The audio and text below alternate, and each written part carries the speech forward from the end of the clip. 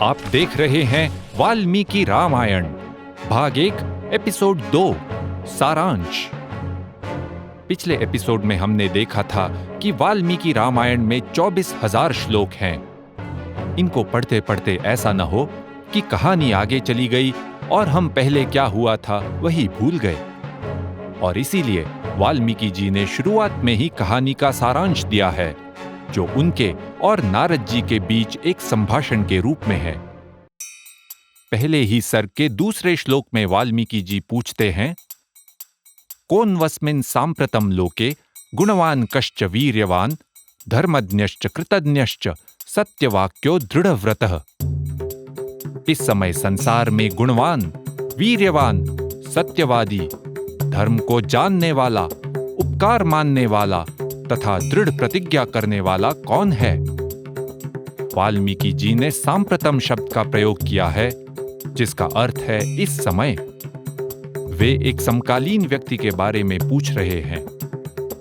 और फिर एतदिच्छाम्यहं श्रोतुम परम कौतूहलम हि मे महर्षे त्वं समर्थोसि ज्ञातुमेवं विधम नरम। हे महर्षि, मुझे ये सुनने की बड़ी उत्सुकता है। आप ही ऐसे पुरुष को जान सकते हैं। यहां वाल्मीकि जी ने नरम कहा है। वे एक वास्तविक पुरुष के बारे में नारद जी से पूछ रहे हैं, किसी काल्पनिक कहानी के नायक के बारे में नहीं। फिर नारद जी उन्हें श्री राम के बारे में बताते हैं, अयोध्या के राजा राम। बड़े विस्तार से नारद जी श्री राम का गुण वर्णन करते हैं।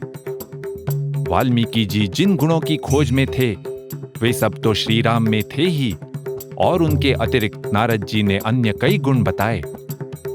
जैसे श्री राम प्रियदर्शन तो हैं, लेकिन शत्रुओं के मन में अपार भय उत्पन्न करते हैं।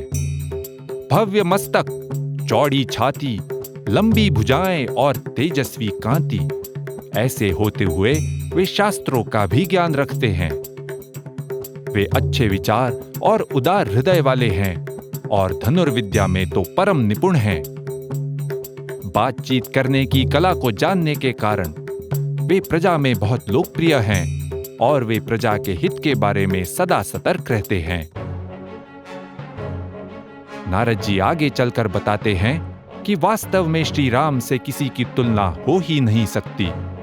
इसलिए अयोध्या के राजा दशरथ जी ने उन्हें राज्य का उत्तराधिकारी बनाने का निर्णय लिया। लेकिन दशरथ जी ने पहले ही रानी कैकेयी को 2 वर प्रदान किए थे। कैकेयी ने उन वरों की याद दिलाकर ये मांग की, श्री राम को 14 वर्ष वनवास के लिए भेजा जाए और भरत को युवराज बनाया जाए। दशरथ जी वचनबद्ध थे और उन्हें ऐसा ही करना पड़ा।